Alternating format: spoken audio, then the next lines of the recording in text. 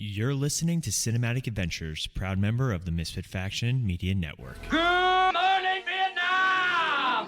I love the smell of napalm in the morning. You're gonna need a bigger boat. I feel the need for speed. Road, where we're going, we don't need roads. Snakes. Why did it have to be snakes? Vices? We don't need no vices. I don't have to show you any stinking vices. You make me want to be a better man. Nobody puts baby in a corner. I wish I knew how to quit you.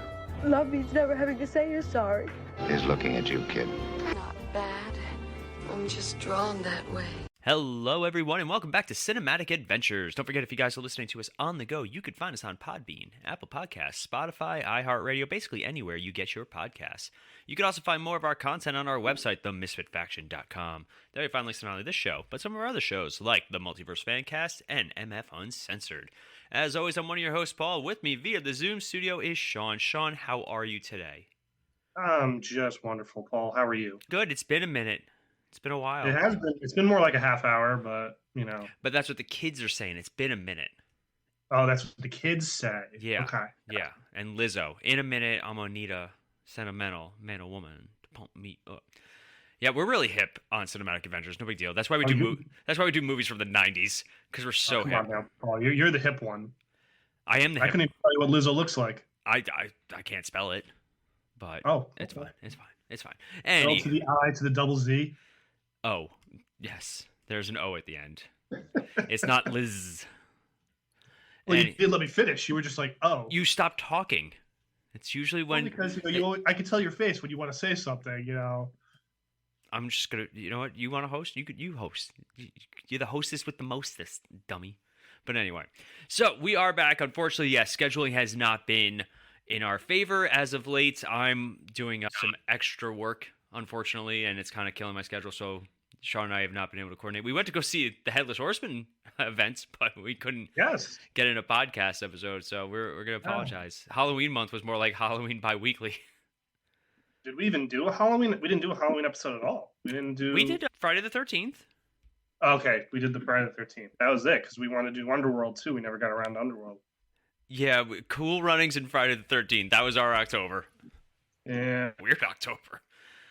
But anyway, we will make up for it. Maybe we'll do Underworld next, because I forgot we had talked about doing that. Ironically, day of recording, Halloween was yesterday, so I mean, it still counts. Still counts. I get that.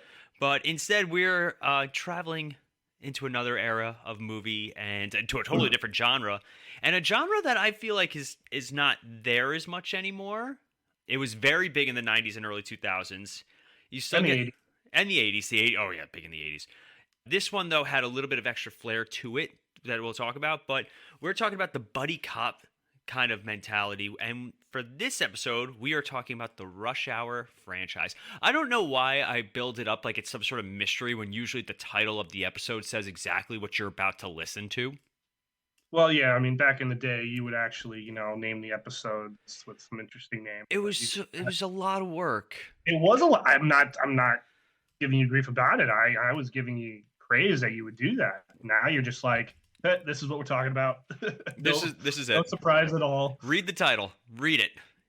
And yet, Cinematic Adventures still is our still growing podcast. It's still doing really well, which is ironic. Thank you, all you new listeners. Sorry if you found the wrong podcast, but here we are.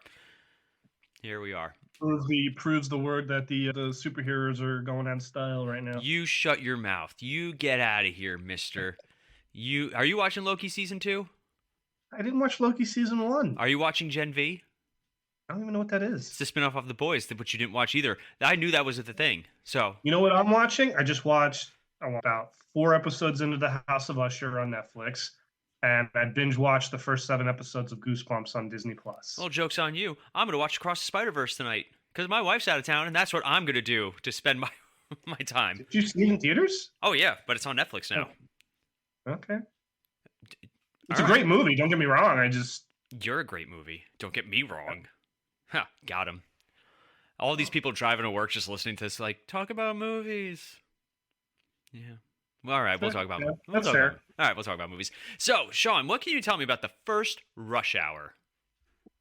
The funny thing about this movie is it will forever in my memory, it'll be the first... So let me rephrase that. It'll be the second DVD that my family ever owned. You know, the second movie is one of the first DVDs I ever owned. Really? Yeah, and it didn't work. Yeah. It was scratched. So it would cut out in the right in the middle of the casino scene at the end, and you would have to skip a scene. Oh, Heartbreaking. jeez. That's the one negative about the DVDs, man. You get one little ding in it, and then it just never worked. I know, so sad. I remember seeing this movie in theaters. My dad took me. I don't recall being like, pestering him to see it. It was more just kind of like, I think You wanna he go see a just saw movie? the trailer and was just like, "Oh, this looks interesting. Let me, take him to see it." And I loved it. From minute one, it was just a fun, enjoyable action movie. With a lot of funny parts. And yeah, and like I said, it was good enough that it was literally the second DVD we ever bought right when the DVDs were coming out, hot and heavy. Hot It's and heavy. All hot and right. heavy. Extremely quotable movie. I still quote this movie. Oh, absolutely. It's What- perfectly what- cast. What's your I mean- go-to quote? I mean, the obvious one is, "Do you understand the words that are coming out of my mouth?" I mean, I think that's the most memorable It's line such a good out of it's the such a- franchise. So let's talk about that really quick. We're going to talk about the cast and all that in a second. This movie plays very fast and loose with stereotypes, like especially like we'll be honest, Black and Asian stereotypes. They definitely they skirt some lines. Do you think that this movie still holds up in that regards? Because a lot of times we talk about movies where like certain things just don't age well. Like I'll be honest, I haven't sat down and watched it in a long time, but I can't imagine it's I don't think it would. I think it would hold up. the only scene, especially from the first movie, is when Jackie Chan uses the N-word. But Oh yeah, I mean, but in all honesty, they very quickly established that he should not be using that word, and like he pisses off Yeah. everybody, like, and he just doesn't know. So for me, like, it's not intentional or anything. Plus, like, you watch a movie like Django Unchained, and it's like, Well, yeah, but it's funny. I Yeah. mean, that's just it's meant to be funny. so It's not supposed to be, what's the word, insulting. yeah. It's just funny. and also you watch these movies, they progress in terms of becoming more like each other. Like there's a great scene in the third one where like they have their huge fight in the middle and they separate, and Lee orders fried chicken and sweet potato pie from room service and like something else, and Carter goes to a Chinese food restaurant. Yeah. And it's just like a fun little entertaining nod. But let's go back to the first movie before we get, because this franchise, this is one of the few franchises that all three movies are exceptionally solid. Solid's a fair word. I think that the second two definitely pale in comparison, but Ooh, They're I'll good. argue. They're quality. I will argue that one. I don't think pale in comparison is an insult. I think it's just they're not as good as the first one. I will say, all right, we're going to get ahead of ourselves, but I'm going to say that the second one is actually my favorite. Okay, that's fair. Like I said, I have not seen the second one in probably, when did it come out? 2001, probably 20 years. And I've not seen there's it. nothing. It's never on TV. Like, I've never seen it. TNT was showing it for a while, but very, very Okay. rarely. But I will say that the third movie had the best teaser trailer of all time. Do you remember it? No, I don't. It's like starts off with like dramatic voiceover guy, and it's like the fate of the world, and it's like sets it up, and then it cuts to the two of them in the back of the French cab. This isn't in the movie though, and they're singing "Gitchy Gitchy I Got," Lady Marmalade. They're in the back, and Yeah. they're just rocking out. It is the funniest thing because the two of them. All right, and we're gonna talk about the cast in a second. I promise. This episode's going all over the place. I just downed an energy drink, and I'm on 4 hours of sleep. We're gonna see what happens. All right. Anyway. So the two of them have some of the best chemistry of all time, and like they're also, you can tell they're really good friends outside the franchise too. Mm-hmm. And the two of them just they nail it, and it always feels like the thing about this franchise is it's like hanging out with an old friend, and you just slip right back into that role. Like the third movie starts off, and it starts off running, and it's like, oh, I miss this with Carter doing the traffic, and he's like singing. Yeah. I mean, and dancing and singing. So let's talk about. You want to talk about Carter or Lee first? Lee. Okay. So we have Jackie Chan as Chief Inspector Lee, a top Hong Kong cop who comes to L.A. to help his friend find his kidnapped daughter. So the movie establishes very quickly that like he's the very like Top cop. like he's the badass. Top He's cop in Hong Kong. and he's friends with the ambassador who kind of pushes the story along. We find out more about him in some of the later films, like his father was a police officer also who died in the line of duty, I believe, and you know, like it's you find out in the second movie that more with the history with his partner. The first movie's a little bit more Carter centric, and the second one's a little bit more Lee centric, and then the third one has a good balance between the two. But so in this movie though, Lee is he doesn't talk a lot in the beginning of this movie. Well, no, because I mean, in the first movie, he's basically when he first meets Chris Tucker. Chris Tucker does all the talking, and they make it it's a that point. great reveal. Like he thinks Jackie Chan's not going to speak English, and then there's that great reveal where he does, and it's just a fun little moment. So we're not going to go plot point by plot point for these movies because otherwise we'll be here for days, I say. But we're going to talk about some of our favorite things from each of these movies, and then some of the things that kind of carry over into the other films. So there's a lot of recurring kind of sequences. Like the fight that they have in the first movie is reflected in the second movie, one of their big fight scenes. Like they reenact parts of it for the second movie. So like they do a lot of carryover. Like War is in, I think, the first and the third movie. I don't know if they sing War in the second movie at all, but like that's one of those things. Like that's an iconic thing where, you know, he's teaching him how to say war or how to say you all. It ain't you all, it's y'all. Y'all. You sound like a karate movie. By the way, we are not trying to be offensive in any of our impersonations. Please do not take it personally. We are not inferring anything about any race, gender, or anything. We are just talking like the actors. So anyway, disclaimer. But anywho. So this movie dropped in September 18th, 1998. It clocks in at about 98 minutes and 25, basically just over 25 years ago. Damn. Oh, I gotta lay down on that one. Wow. So yeah, it's on a budget of $33 to $35 million. It raked in 244.4. Now, talking about Lee again, though, still, I think a lot of people, this is their first real interaction with Jackie Chan, and I know this was like my big one for our age, for the modern moviegoer, like, or for like the average. For the normal moviegoer, it was definitely an introduction to Jackie Chan. But for the diehard, you know, cinematiques, a lot of people had been watching his films for years, you know, all the way back in, you know, since the 80s and 90s. I mean, he's been around forever. In 98, we were only 10-ish. Well, that's what I'm saying. For us, this was our first introduction to Jackie Chan. Like, but for people older than us, they had known of him. So this was like his first American, you know, film. Yeah, it was his big break in America for the most part. Like after this, Jackie Chan was in a lot of movies. Like he became a star. He became huge over here. I mean, he was, you know, between the Rush Hour films. What else he did Around the World in 80 Days. He did a Tuxedo. Yeah. You know. Oh, the Tuxedo. I remember that. But he also he fell into the same trap that Schwarzenegger would fall into, Vin Diesel would fall into. They would do these like family-centric comedies along with their normal action films and stuff like that. It wasn't until, 2015 when he did, what was it called? The Karate Kid? The movie with Pierce Brosnan.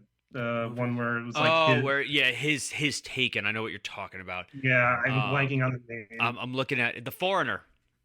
Thank you, The Foreigner. And that was 2017.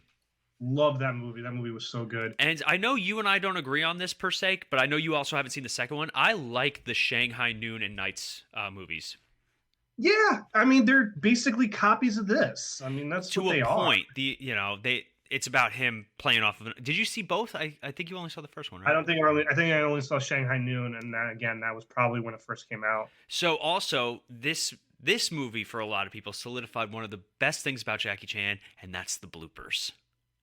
Yes, I love Jackie Chan bloopers. They're always really funny. Even like obviously the action ones where he hurt, because Jackie Chan is probably one of the best action stars of cinema history. Like he does so many of his own stunts, like almost 99%. He's almost died like 42 times, like so many broken bones and this and that. And Rush Hour was the first time you see the bloopers, and some of them are so funny.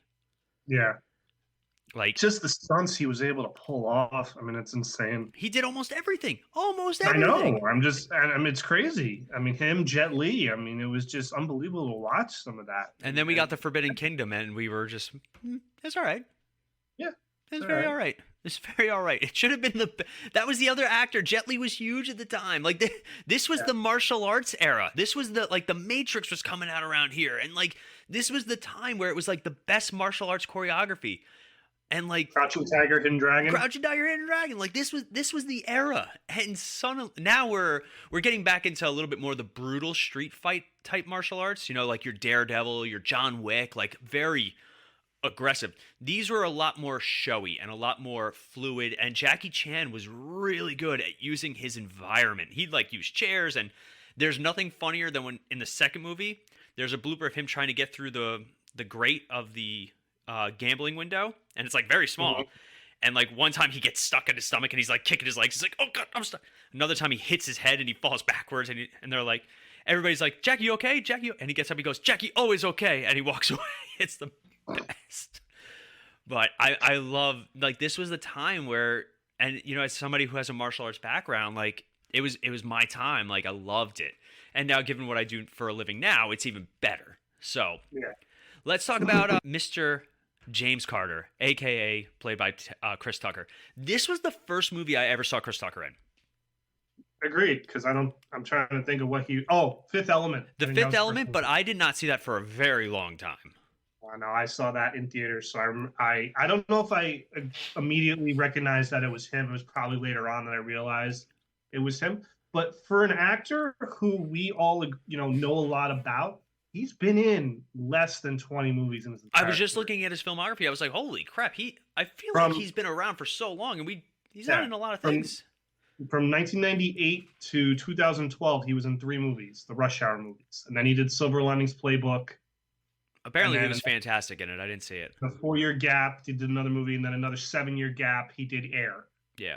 He did also some comedies, some stand-up and stuff like that. But yeah, otherwise... Before Rush Hour, he did House Party, he did Friday, Fifth Element, Money Talks with Charlie Sheen. So he had a career building up there.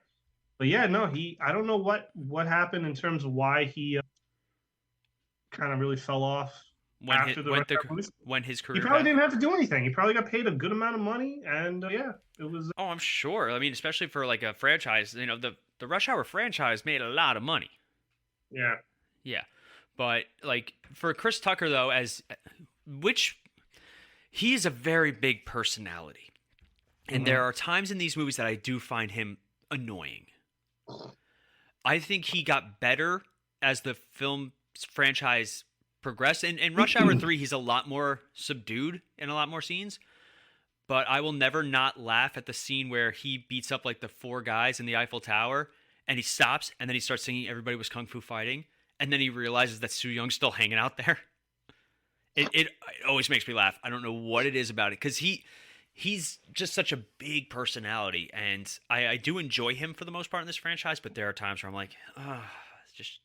I love the when he's on the phone with the kidnapper and he's telling him how much he wants. $50 million. What do you think you kidnapped, Chelsea Clinton? The best of the bloopers where he keeps forgetting. He can't finish it. And the gefilte fish, which didn't even make the cut of the second movie. The scene that always makes me laugh in the first movie is when they're chasing the other guy, the killer, and he goes up into the building, and he goes up the ladder, and he pulls it up, and he pushes, and Jackie Chan pushes back down, and he can't reach it. And he goes, I ain't Kareem Abdul-Jabbar, push it down some more. Some of the best gags are him not being able to do the physical things that Jackie Chan can. And I love in the second movie when they're climbing up like the bamboo things, and he's like, Lee, I'm coming. And he starts climbing, and one guy falls and lands next to him. He's like, and it just cuts to him. He's like, oh, hell no.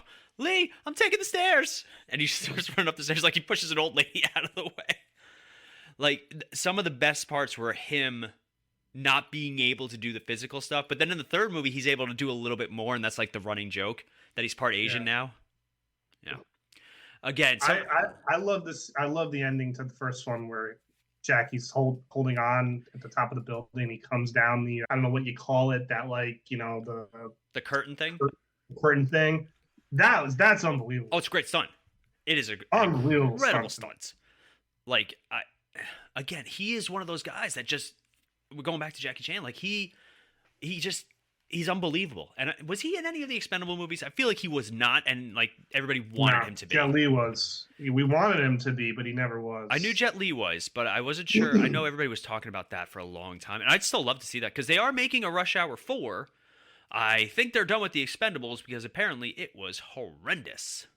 I didn't even bother with the new Expendables. No desire at all. They lost me after the second movie. Like the second movie was fine, and then suddenly I was like, oh. Well, they made a PG-13 the third one. That was the problem. Which I can articulate one way or the other if it works, but you don't need an action movie to be R to be good. Like even like the first Expendables, the R rating was kind of pushing it for some things. I was like, some of the violence, yeah, but otherwise, like they don't curse in those movies for the most part. Yeah, no, he was not in any of the. I was just looking at that too, which is a shame. But so those are the main characters. There are a few supporting characters, but this is also a franchise where you don't get a lot of recurring characters. Not until the third one, recurring no, but you get you go back to the first one and the third one with the ambassador and his daughter return because it has to do with them again. So the only other guy that was in all three movies was Captain William Deal, played by Philip Baker Hall. Oh, nice. He is the only one that is in all three movies, followed by Ambassador Han. He's in the first and the third. Soo Young is in the first and the third, played by different actresses, though. Because I remember at the time, I was like, are they the same actress? And I was like, no. I don't follow, but like on Instagram, the girl who played her she's obviously an adult now. She reenacted the scene of her singing Waterfalls. And I'm like, funny. that's actually really funny. But yeah, otherwise nobody else is in it. And some of them, like I kind of miss some of them from the first movie. Who plays? Well, you had the great Elizabeth Pena was in the first movie, and she was like a fun foil for Chris Tucker throughout the movie. And then she has a really legitimate, plot point in the end of the movie. She's a huge help in them. Yep, she saves the girl at the end and saving her life. She doesn't come back for any of the sequels. Sadly, I can't remember when she passed away after the third movie came out, but she passed away like back in 2014. And then Isabella Molina, plays by Rosalind Sanchez. She's another actress that they really pushed at the time. Like she was all over, but she's in the second movie, and they do like a love thing for her with Lee. But then she's only mentioned in the second movie. But apparently she had a cameo in a deleted scene. Ah, okay. Yeah, but she's another character that they introduced. Like these characters they have love interests, but in all honesty, they don't follow through with any of this stuff. Well, they also don't need that part of the storyline. I think they realized that these two were the main, and they really didn't need to stretch it out any more than that. It differs from like, let's say, Lethal Weapon, where you really get to meet the families of the two main characters, and they add to the story. Rene Russo becomes one of the leading cast members in the later movies, the 2, 3, and 4. But this is, they're just in this for Jackie Chan and for Chris Tucker, and those are two driving this movie. They really don't need to really have anyone else. Yeah, we're there to watch them do their thing, and that's pretty much it. And it's funny because you look at the rating, like some of the reviews for these movies, they're all over the board. Really? So the third one, the critical response, it has an approval rating of 17% based on 100. I remember the third one didn't do well in theaters. And I don't think it was, we saw it, but I don't think it really lasted that long. But the audience scores are great, are A's for all of it. Like the audience, it had a budget of 125 to 140 million, and it pulled in 258. So like it doubled its budget almost.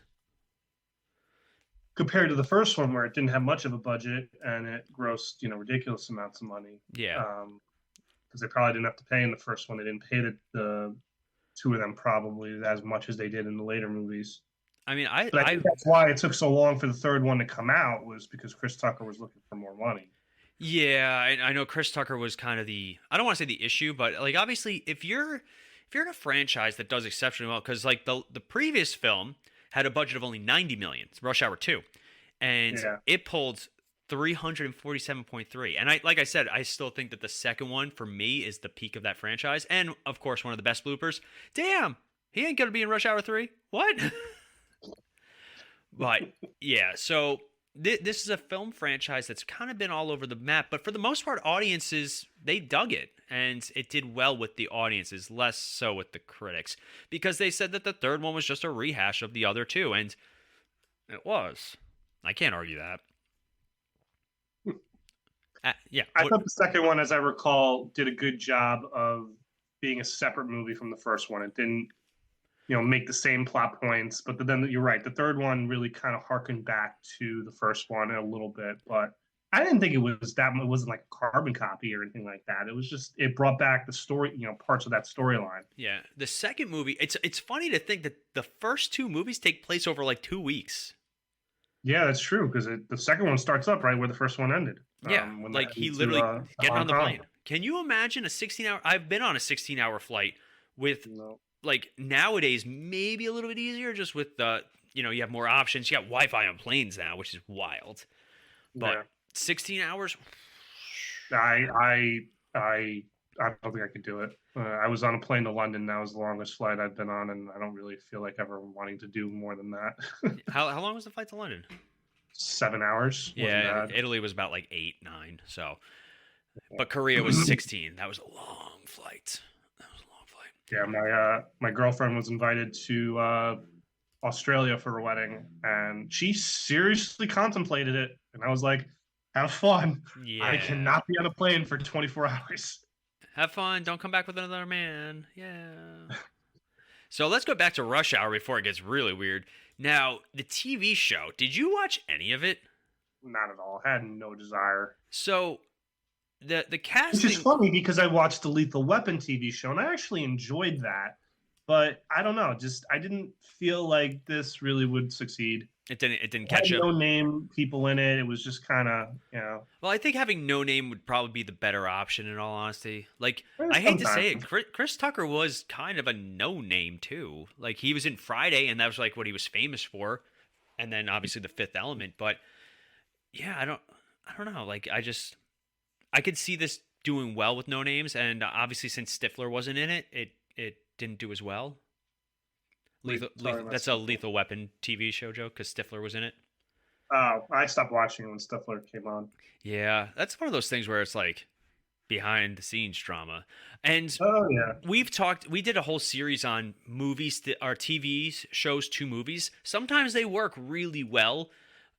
Sometimes they don't. And I hate to say it, like, so the show got 13 episodes. One season, 13 episodes. It aired from March 31st to August 20th of 2016. 2016. Oof.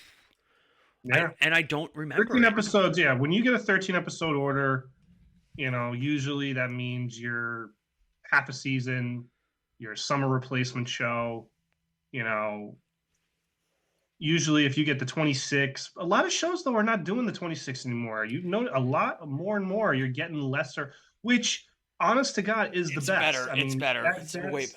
But it's they're finally listening to what the British have been doing forever. My only issue is like I'm watching Loki right now and it's 6 episodes. I'm like they only have 2 left. Like it would just for me, like if you're gonna do 5 or 6 episodes, make a TV. They don't do TV movies anymore. That's not a thing, and that used to be like a huge thing. Hawkeye wasn't Hawkeye only 6 episodes? Something like that. I would have 25-minute episodes. I was like, wow. Yeah, like you get a show. I forget what show we were watching, but like each episode was like an hour and a half, and I was like, okay, that I can get behind. Maybe it was Stranger Things. I think Stranger Things had like 2 episodes that were like the last season was like every episode was over an hour. Yeah, no, you're right. That was they went full out for the last season. Yeah, for the last season, not the last season. That's coming up soon. We're gonna have to do an episode on that. When is that coming out? Who knows? Has it even been filmed? We need to eventually also talk about the fact that next year there's going to be almost no content. No. Why? The writer's strike ended. Oh yeah, the writer's strike's over, but the actor's strike is still going on, and it's getting worse. Well, no offense. Have we really been talking about contemporary movies anyway? That's fair. So we'll get there eventually. We have barely enough time to sit down and record. Like I work after this. To a movie theater? When was the last time I went to a movie theater? Like of my own volition? I don't know. Well, to go see a movie. When did you last go see a movie theater? Couldn't even tell you. Could not Okay, even ours tell was you. Oppenheimer. Well, mine was Oppenheimer. I still haven't seen Barbie. Yeah, we saw Barbie right before that, I and haven't seen either. we're going on Sunday to see Kiki's Delivery Service at Alamo Draft House. Oh, that's fun. That's a good one. I like that one. But A lot of times we're going to movies, but we're not seeing new movies. We're seeing older movies. and that's the thing, and that's why I think a lot of people have been finding our podcast is because we talk about movies that people love, and I'm sure we'll do our holiday seasonal one coming in December. But Oh, that's right. Happy holidays, Paul. It's November 1st. shut your mouth. You got your Christmas ornaments up? Shut your mouth. You shut your mouth right now. Mariah Carey's still frozen. All right, she'll thaw eventually, but you need to just calm down. It was snowing today. It was snowing by you, so it doesn't count. Yeah, okay. Yeah, that's the other thing. Sean and I don't live near each other no more. It's a winter wonderland, Paul. Embrace it. I'm gonna kick you in the snowballs in a second. Yeah, it's gonna be hailing in a second. But anyway, let's go back to this movie. Star City ratings. You want to do per movie and then as a whole? Sure. All right. So, Sure. Rush Hour 1, I give a 4. okay.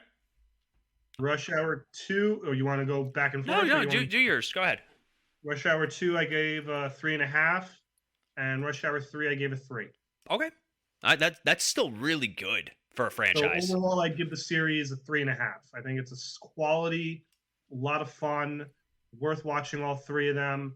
I think the first one, in my opinion, is probably the most rewatchable of the three, if you were to watch it multiple times. But it's got a good place in my heart. Like I said, it's one of those movies that I, look back on fondly, and like I said, it's still very quotable. Are they? Where are they streaming? Do you know? That is a great question. I don't think they're streaming anywhere, honestly. Because no, I texted you, remember? And I was like, "Do you have Rush Hour 2?" That's it's right. Not anywhere to be found. It's streaming on the first one's streaming on Pluto TV. God, there's so many of these stupid things. Well, see, the problem is they have all these TV apps now, where like it's like watching TV channels, but you get like on-demand movies and stuff. So yeah, there are all these different apps now, like Pluto TV, Tubi. They all sound made up. They sound made up words. But yeah, Pluto TV's got Rush Hour 1. Rush Hour 2 is also on Pluto TV, which this was not here when we were thinking of doing this a couple weeks ago, because I looked, and so they must have just added these. Probably. Not too long ago. All three of them are on Pluto TV. Shut up, Pluto TV. Anyway, I'm going to give the first one a 4 as well. And hot take, I'm going to give the second one a 4.5. I love the second one. Oh. I don't know if I was just the right age for it, but I love that movie. I think the bloopers are really what.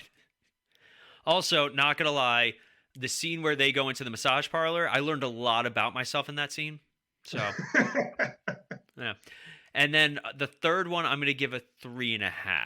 All right. That's more on the nostalgia glasses. Give it a 4, but like looking at it practically for this episode, I was like, it's good, but it's not the first one I turn on.